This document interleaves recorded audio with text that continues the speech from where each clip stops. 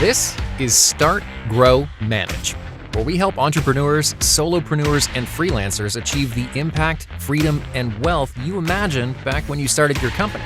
At Start, Grow, Manage, our tools, practices, and processes help you engage, energize, and execute on building a business that empowers an extraordinary life. Learn more about our programs and how they can fuel your fire at startgrowmanage.com/learn more. Let's go. Hello there, and welcome to the first episode of the Start, Grow, Manage podcast. I am Joe. And I am Jeff. How's it going, Joe? It's going good. How's it going with you?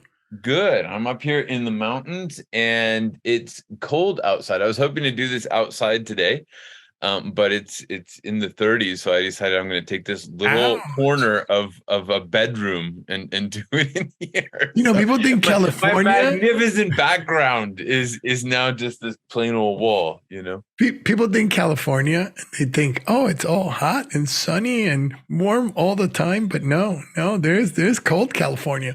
Not up in the mountains, man. Not up in the mountains. We are in cold.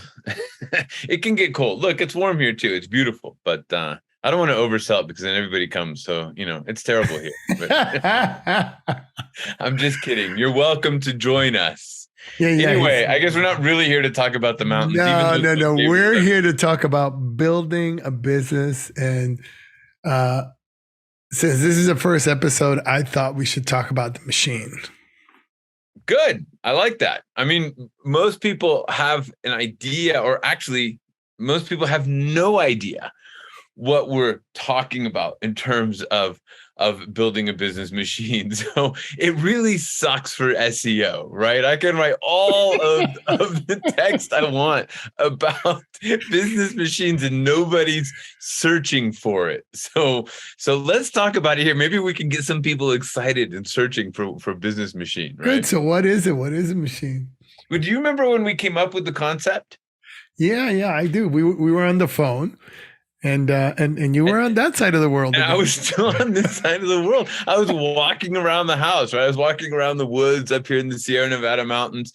And we're talking about how stupid hustle culture is, right? Where so many entrepreneurs get stuck with this idea of I've got to hustle, that entrepreneurship, that building a business is about hustle. And we actually looked up hustle on in the dictionary at the time, and came up with the idea. Realized that it's really about swindling and convincing people, grinding, right? Like it's all the stuff that we actually don't want from a business, and it's a particularly bad way to live. You ain't kidding. Do you remember right around that time we were at that networking event, and there was this guy who was like some kind of coach. He was like, I teach people how to hustle, and they'll work 16 hours a day, and then they'll work every weekend. You work love it. 7 days a week, 16 hours a day. No more vacations for you.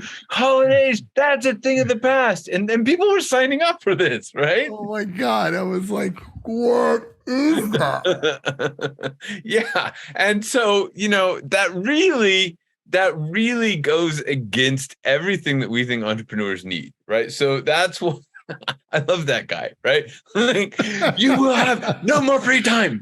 No, we want you to have free time, right? Like you should have free time.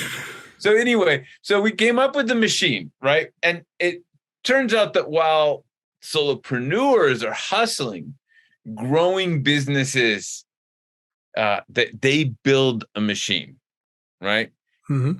And not only that, Joe, but building a machine is actually supported by 200 years of economic thinking. There was this book written 200 years ago that actually talks about why we need a machine. See, so that brings me back to my original question.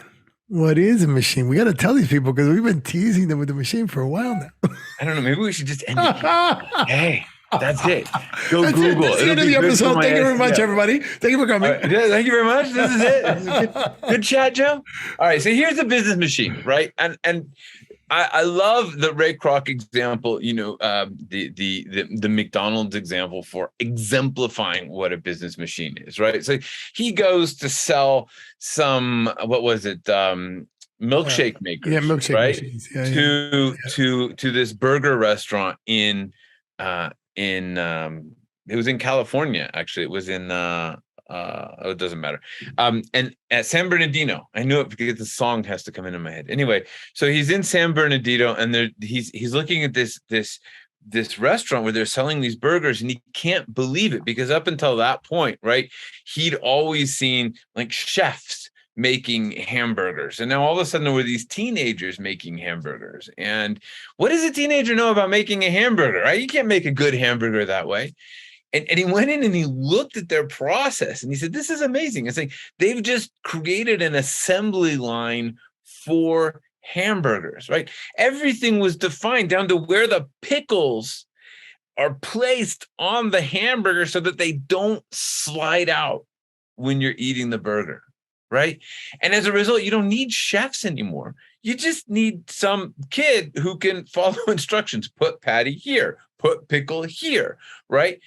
Build the burger and get it out the door as quickly as possible. People love this thing. They're lining out in front of the restaurant. And Ray Kroc is like, what the hell with milkshake makers? I want to get into the burger business. And that was the beginning of McDonald's, right? Because McDonald's is a machine. It's a machine that creates hamburgers, right? It has repeatable processes. It has a way to work. It is clear about the problem it solves and for whom. And I don't even care if you like McDonald's, Joe. You a big McDonald's fan? No. Okay. I'm not a big McDonald's fan, but I'll tell you what, it does solve the problem that it's supposed to solve. If you're on the road and you need a burger now and you got to get going, there's a McDonald's, you know what you're going to get. You know what you're going to get every time. And I'm going to tell you a secret that my wife doesn't like spread around very far. All right. We were in China, in Beijing.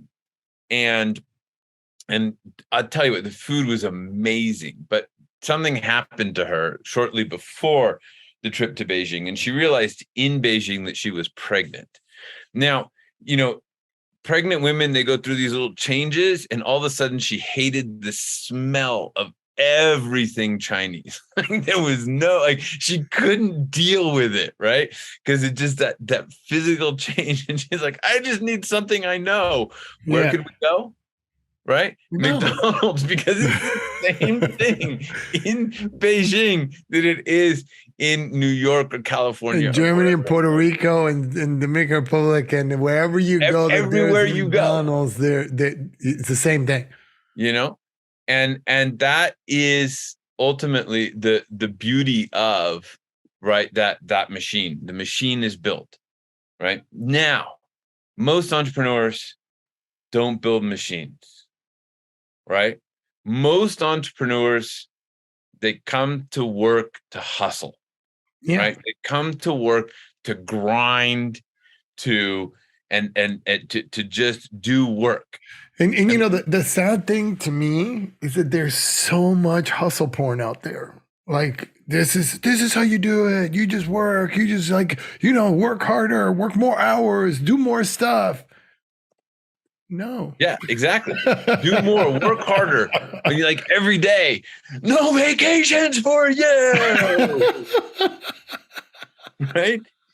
You go into WeWork and there's this sign, it's like hustle harder. No, stop hustling, right? It's so much work to hustle the whole time. And really, when you're hustling, you have to convince people. You have to force people to do the thing that you want them to do. Whereas when you define a machine, right? When you define a machine, what you're doing is you're solving a valuable problem for a human being out there. Even B2B businesses, you're always solving a problem for a person, right? Mm-hmm. So you're solving a problem for somebody. And you are doing this over and over again so that you get so good at it that people seek you out for it.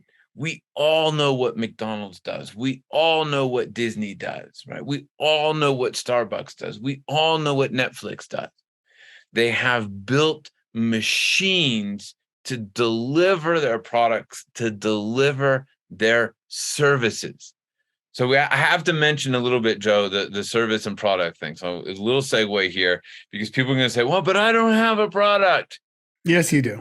Yeah, no, you should. You may not have a product, Yeah, you but do. you should have a product. The problem is that calling your product a service, which is what people do when they say they don't have a product, calling your product a service is just an excuse that lets you do an incredible amount of work with very little return.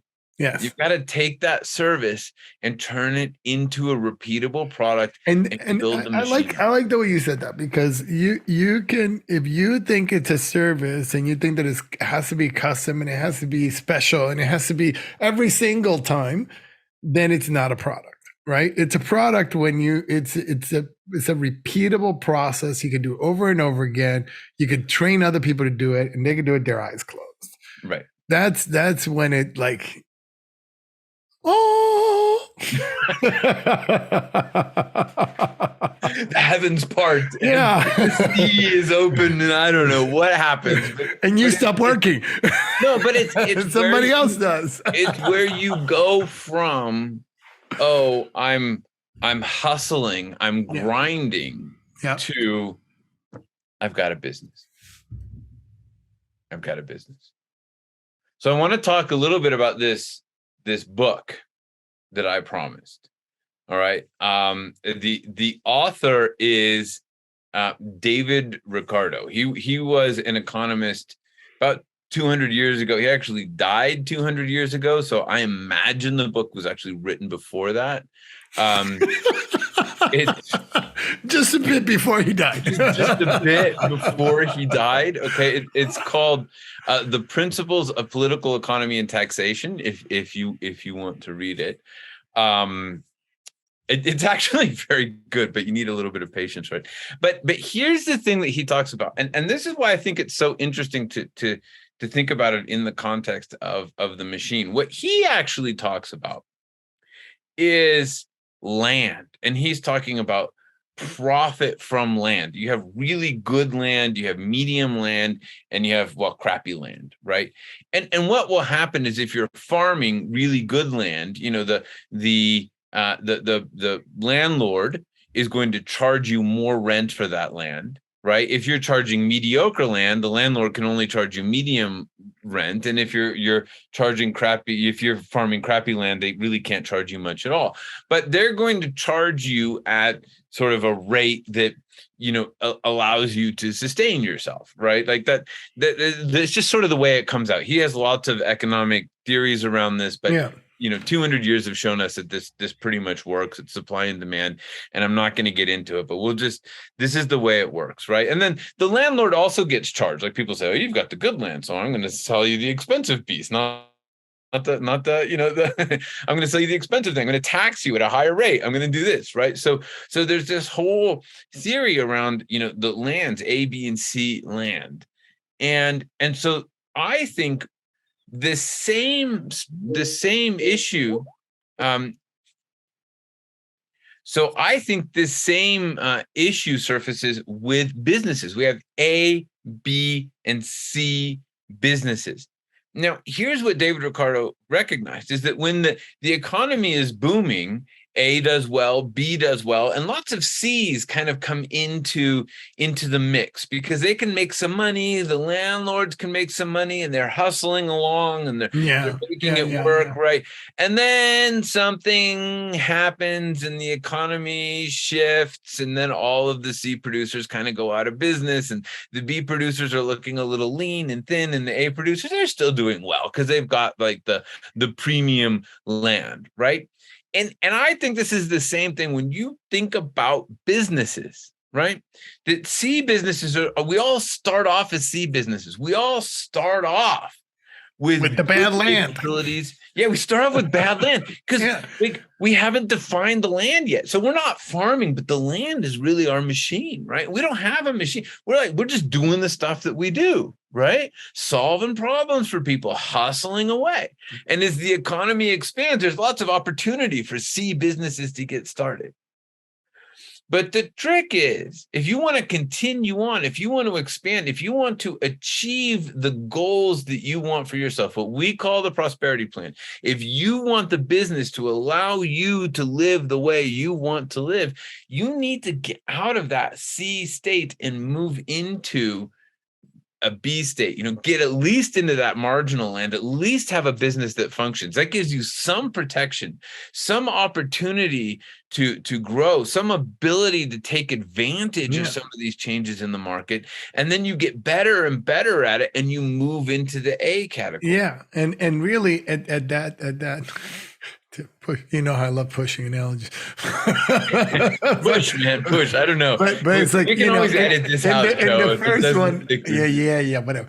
In the first one, you're plowing the land yourself, you like really yourself, like you're pulling the whole thing. And in the second one, now you've got some help, right? And so then, and in the third one, somebody else is doing the whole thing. And so it's really thinking of it that way. It's like thinking of it, okay, now I can go open up another farm, and I can have another farm. I can negotiate with the landlord. I've got a bit of power. I've got this and the other thing.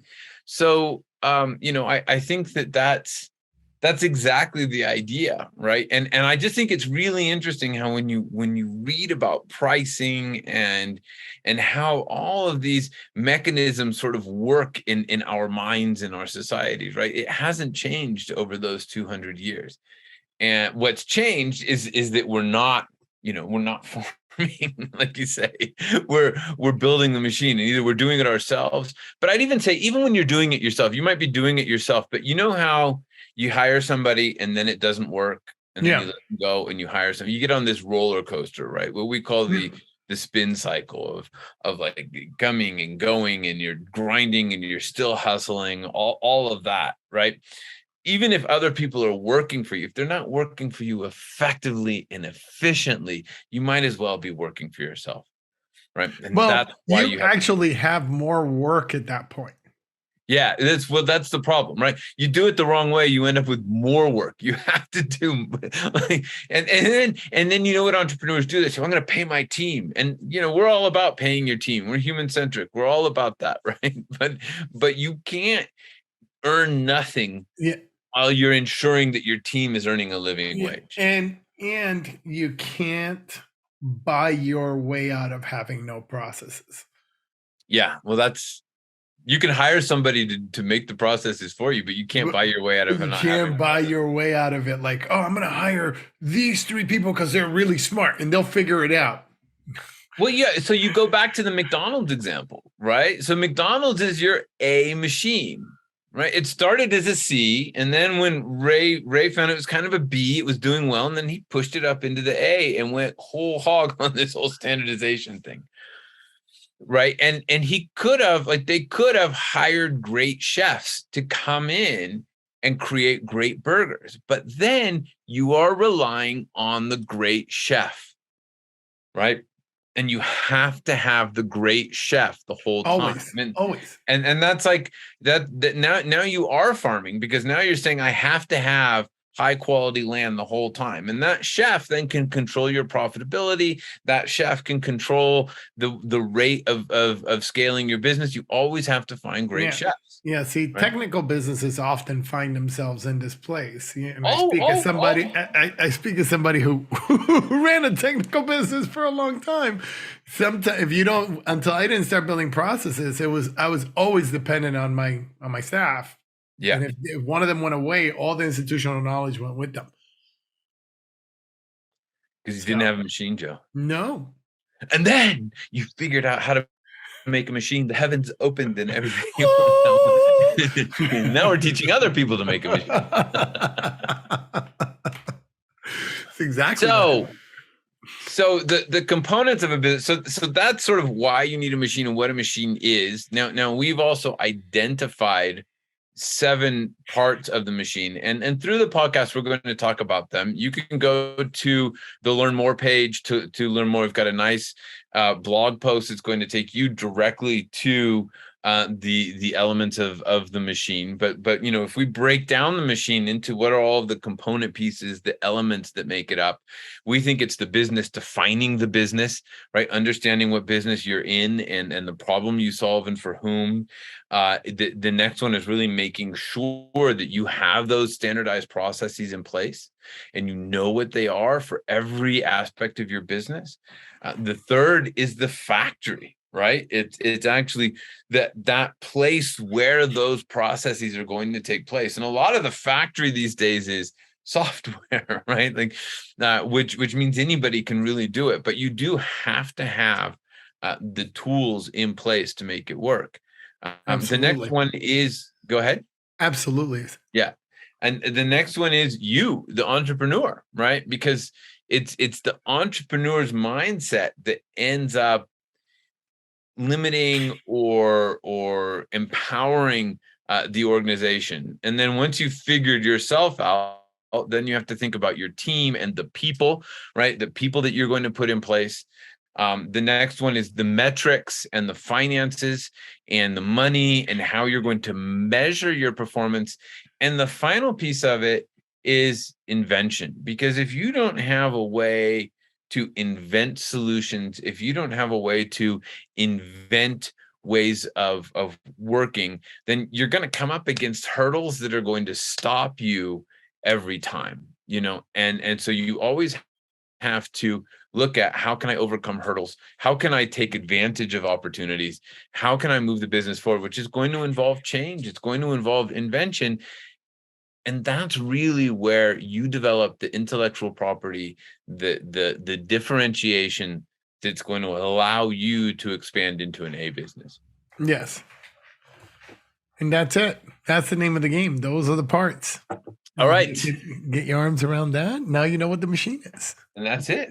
That's the machine. So I think that's it for today. Anything else that we need to go over, Joe? No, I think this is good. It's a good start. So next time we'll break down, each one of those has its own little secret sauce. So we'll start talking about that stuff. We're not going to do all of them in the next episode. I don't want to. No. I don't want to over promise here. We're going to take one little sliver of one of the next ones because there is a lot within. Yeah. We could in any one of those we could spend easily 5 episodes, not one. But we probably will. Will. But we got to start someplace, right? So with that, do go check us out check out the Learn More page for some show notes, for some guides to help you get started. And good luck with making your machine. You want to take us out, Joe? And remember that you are loved. All right. That's good. Thanks, everybody. Bye, y'all. Bye. Thanks for joining us, and a special thanks to our subscribers. Consider becoming one right now and tap into our insights and instincts to help drive your business vision and success. Remember, you didn't start your business to feel frustration. You started it for freedom. We can help you discover the impact, freedom, and wealth you always imagined. Learn more at startgrowmanage.com/learn more.